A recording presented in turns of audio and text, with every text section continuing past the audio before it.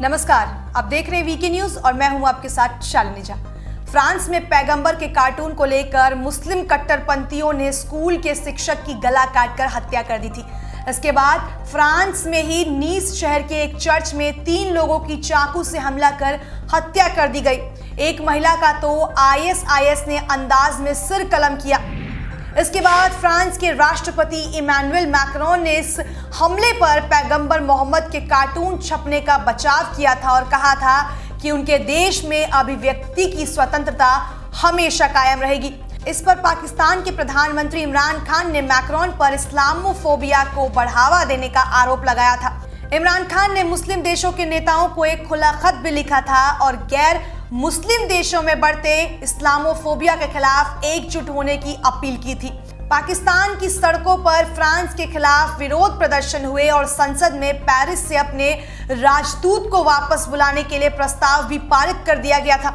इसके बाद से पाकिस्तान और फ्रांस के रिश्तों में दरार आई है। अब फ्रांस ने पाकिस्तान को एक और बड़ा झटका दिया है। अंग्रेजी अखबार हिंदुस्तान टाइम्स की एक रिपोर्ट के मुताबिक पाकिस्तान ने अपने Mirage fighter jet air defence system और अगोस्टा 90B पनडुब्बियों को अपग्रेड करने के लिए फ्रांस से मदद मांगी थी, लेकिन फ्रांस ने इस अनुरोध को ठुकरा दिया। कई जानकारों का मानना है कि पाकिस्तान के प्रधानमंत्री इमरान खान ने फ्रांस के राष्ट्रपति इमैनुअल मैक्रोन के पैगंबर मोहम्मद के कार्टूनों को समर्थन देने की आलोचना की थी, जिसकी वजह से फ्रांस ने यह कदम उठाया है। फ्रांस ने कतर से भी कहा है कि वो पाकिस्तान मूल के टेक्नीशियंस को अपने फाइटर जेट पर काम ना करने दे, क्योंकि वे फाइटर के बारे में तकनीकी जानकारी पाकिस्तान को लीक कर सकते हैं। ये फाइटर जेट भारत के डिफेंस की सबसे अहम कड़ी है। पाकिस्तान अतीत में भी संवेदनशील जानकारियां चीन के साथ साझा करता रहा है। फ्रांस ने पाकिस्तानी शरणार्थियों के अनुरोध को लेकर भी कड़ी समीक्षा करना शुरू कर दिया है। सितंबर महीने में 18 साल के पाकिस्तानी मूल के अली हसन ने शार्ली हेब्दो नाम की फ्रांसीसी मैगजीन के पुराने दफ्तर के बाहर 2 लोगों पर हमला किया था। उसके पिता पाकिस्तान में रहते हैं। उन्होंने एक न्यूज चैनल से कहा कि उनके बेटे ने बहुत शानदार काम किया और वो हमले को लेकर बहुत खुश हैं। शार्ली हेब्दो मैगजीन में ही पैगंबर मोहम्मद के कार्टून छपे थे।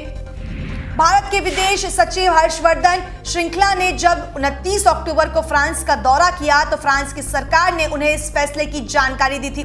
फ्रांस ने श्रृंखला को आश्वस्त किया कि वो अपनी रणनीति साझेदार के सुरक्षा हितों को लेकर बेहद संवेदनशील और उसने भारत के लिए संभावित खतरों को देखते हुए पाकिस्तानी मूल के टेक्नीशियंस को राफेल फाइटर जेट से दूर रखने के लिए कहा है।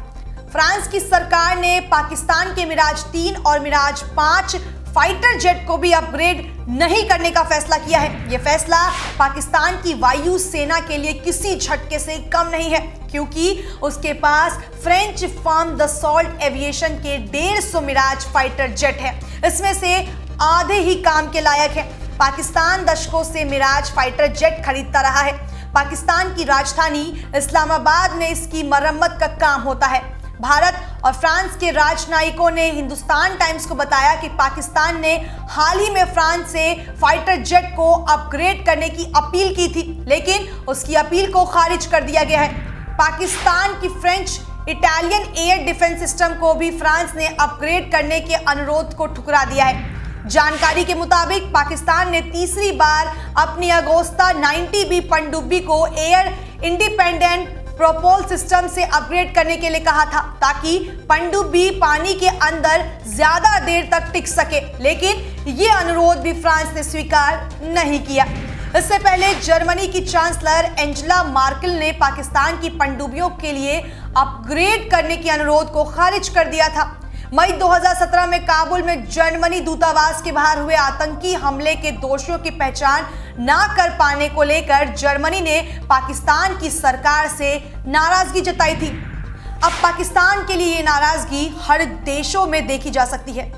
चीन भी अब उसका सगा नहीं रहा। चीन भी कई बार पाकिस्तान को कई मौकों पर धोखा दे चुका है। अब भारत, फ्रांस और कई बड़े देश एक साथ आ गए हैं और पाकिस्तान को खुली चुनौती दे रहे हैं। ऐसे में पाकिस्तान का अगला बड़ा कदम क्या होगा, ये देखने वाली बात होगी। खबर पर आपकी क्या राय है, हमें कमेंट सेक्शन में बताना बिल्कुल ना भूलें और देश और दुनिया की तमाम बड़ी खबरों के लिए देखते रहें वीके न्यूज़। धन्यवाद।